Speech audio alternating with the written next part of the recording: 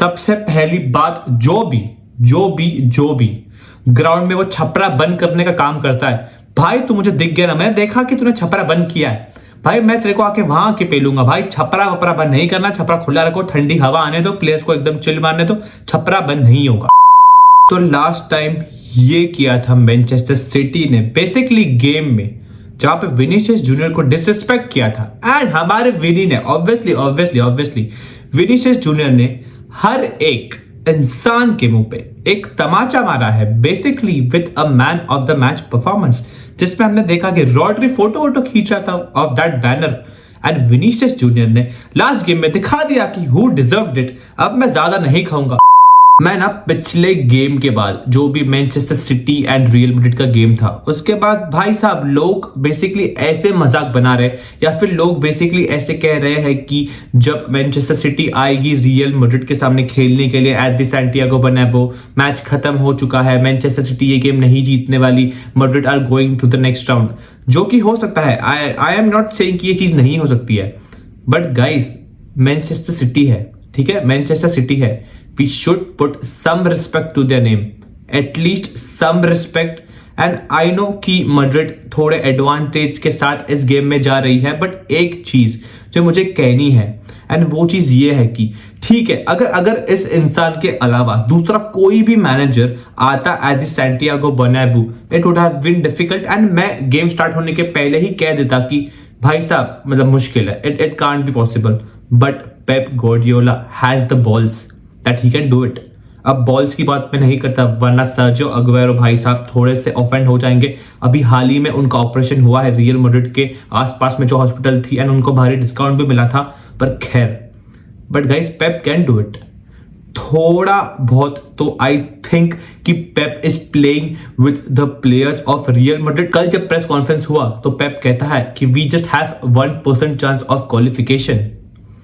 And guys इस चीज से वो अपने टीम के ऊपर से प्रेशर निकाल रहा है, एंड मैड्रिड के ऊपर थोड़ा प्रेशर बिल्ड कर रहा है कि मैड्रिड को पहले ही बता दो कि तुम्हें 99% चांस है क्वालिफाई होने का, तो मैड्रिड के सारे बंदे गेम एकदम लाइटली खेलेंगे maybe, and Manchester City has the edge over Real Madrid.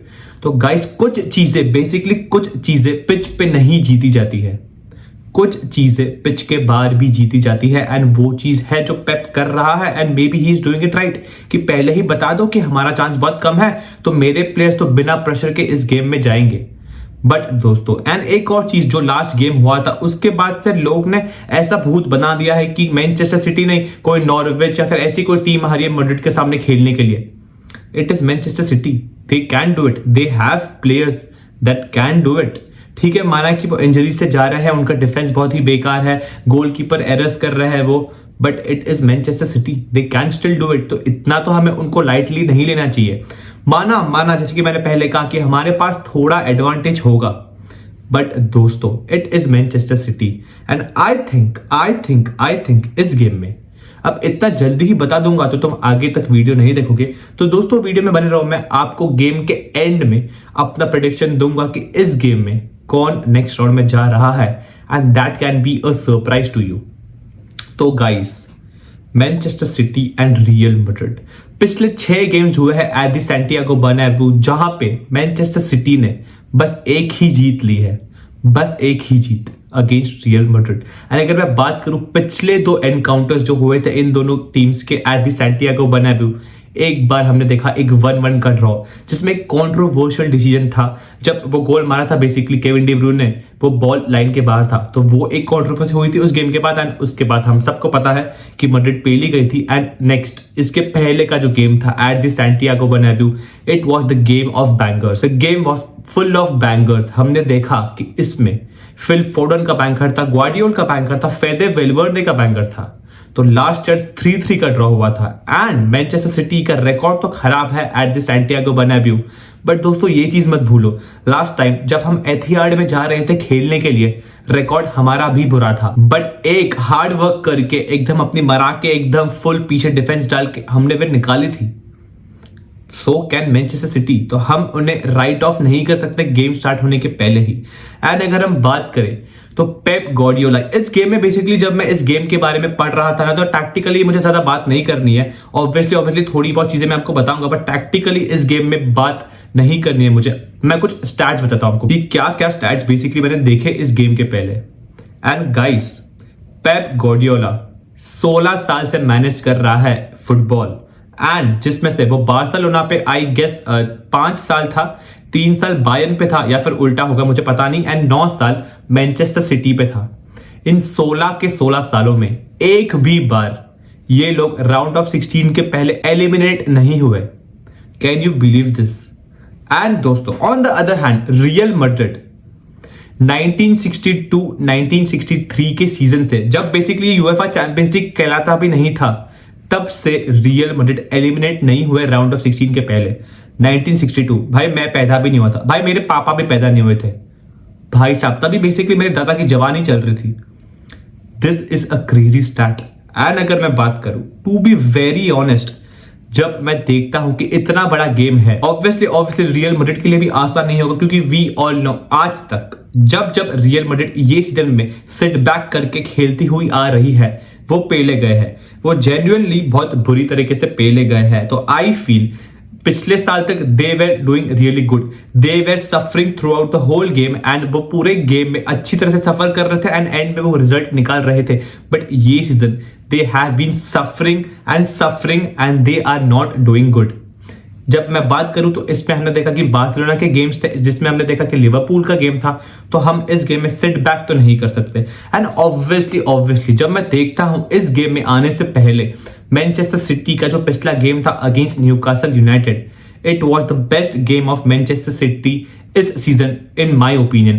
पेप ने भी आके कहा कि अगर हम ऐसा खेले होते हर एक गेम में, तो हमने 20 सेकंड पे फिनिश नहीं किया होता।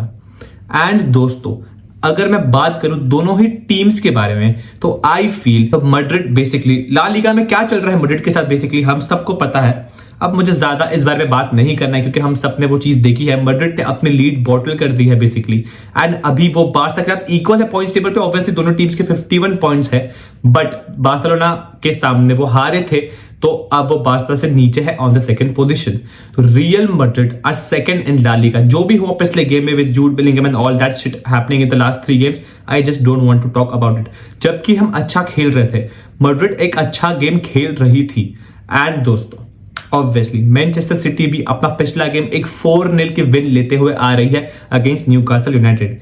Newcastle United is not a team जिसके बारे में हम जानते नहीं है। न्यूकासल अच्छा खेलती है and they have been playing good. तो मैनचेस्टर सिटी ने भी अपना गेम अच्छी तरीके से खेला है in the last 4-0 win that they got against Newcastle United, जिसमें हमने देखा कि मार्मूश ने एक हैट्रिक मारी। तो Marmoush can start the game as well. मैं ऑब्वियसली आपको आगे बताऊंगा जब हम लाइनअप्स के बारे में भी बात करेंगे। तो अगर हम बात करें तो लास्ट गेम में बहुत ही अच्छा खासा लाइनअप पेप ने यूज किया था। बर्नार्डो एंड केविन डे ब्रून इस गेम में नहीं खेले थे, तो क्या वो इस गेम में खेलेंगे?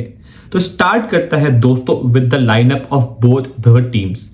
Basically I want to start with the travelling team. तो मैनचेस्टर सिटी का ये लाइनअप होगा, एंड आई थिंक इनके लिए एक बहुत बड़ा बूस्ट है कि अर्लिंग हालैंड फिट है and he can play in this game.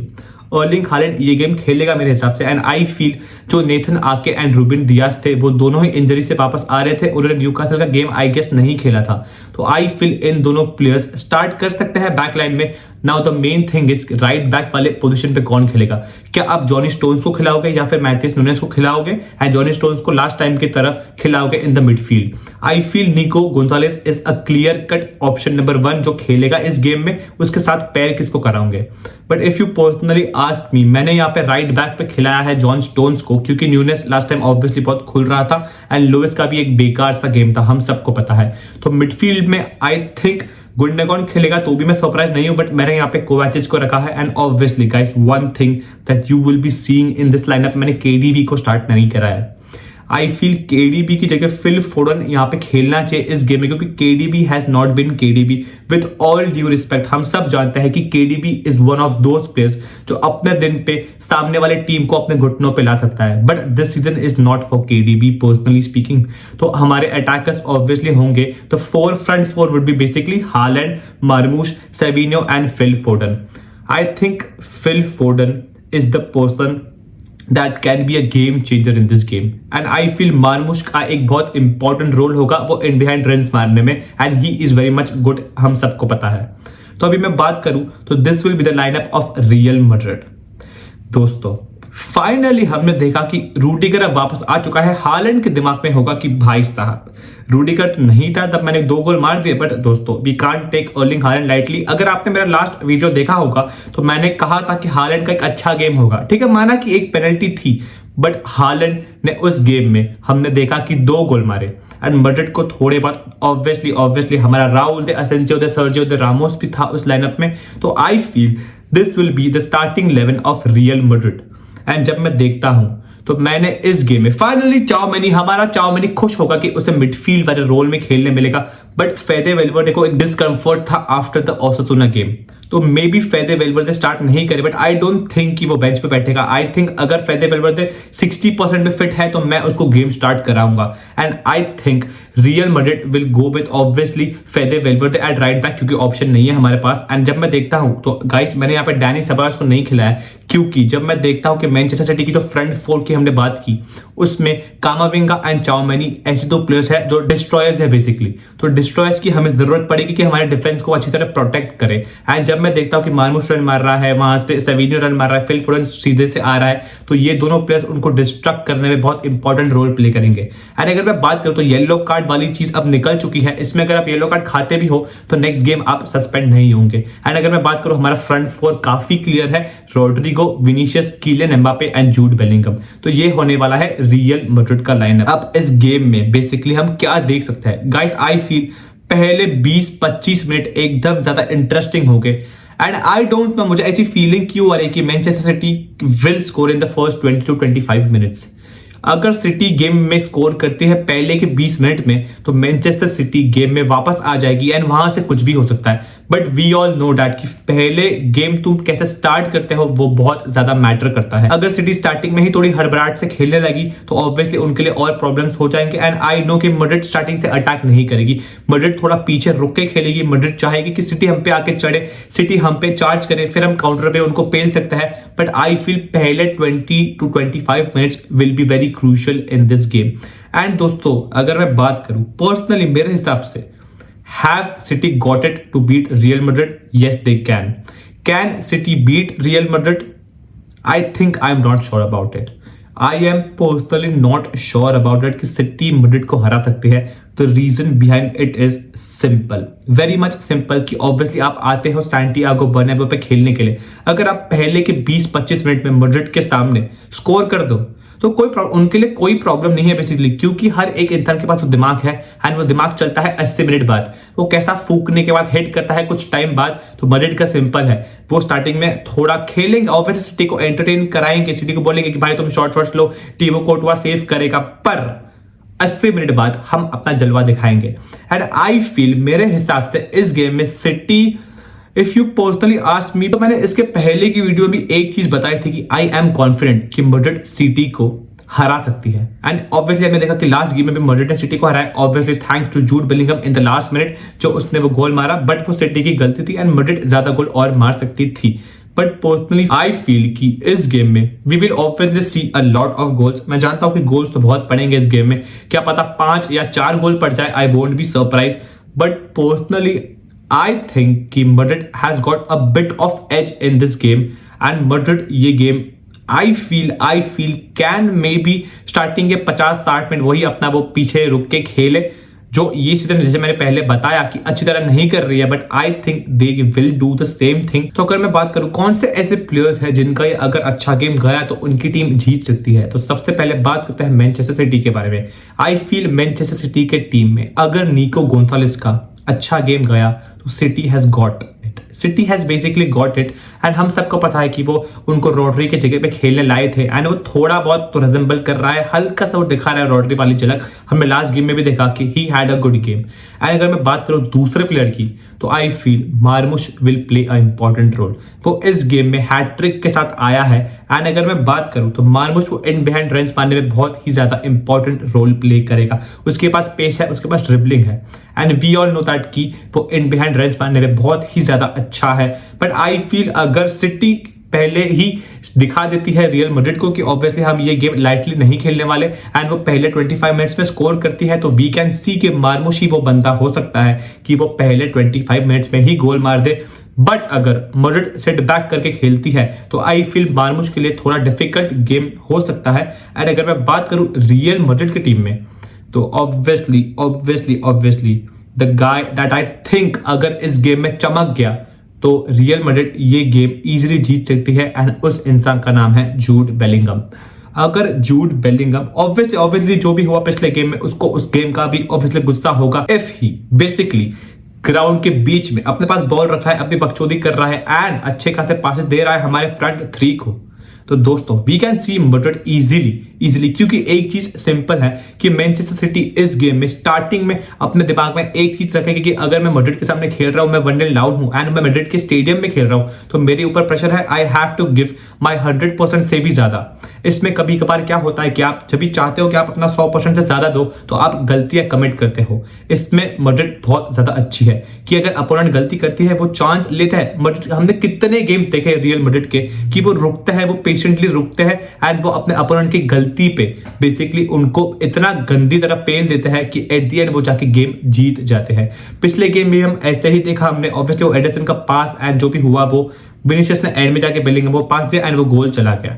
तो आई फील मैड्रिड इस गेम में ऐसे ही खेलेगी, एंड अगर जूड बेलिंगम ने इस गेम में अच्छा परफॉर्मेंस दिखाया तो रियल मैड्रिड, जूड बेलिंगम भाई तुझे गाली देनी दे भाई, दे गाली दे, ऑब्वियसली दे, ऐसी कुछ गाली दे कि भाई इसको समझ में ना आए, बट ठीक है जो भी था। बट अगर मैं बात करूं प्रेडिक्शन की इस गेम में तो आई थिंक मैड्रिड के लिए ड्रॉ भी बहुत इनफ होगा, बट आई डोंट नो मुझे ऐसी फीलिंग क्यों आ रही है कि हम ये गेम ड्रॉ कर रहे हैं, but I feel it will be a 2-2 draw for Real Madrid. We will see obviously Kylian Mbappe scoring, Vinicius Junior scoring and वहां से हालैंड या फिर मार्मुश दोनों के दोनों भी गोल मार सकते हैं। तो एक 2-2 का ड्रॉ है जो मेरा प्रेडिक्शन है।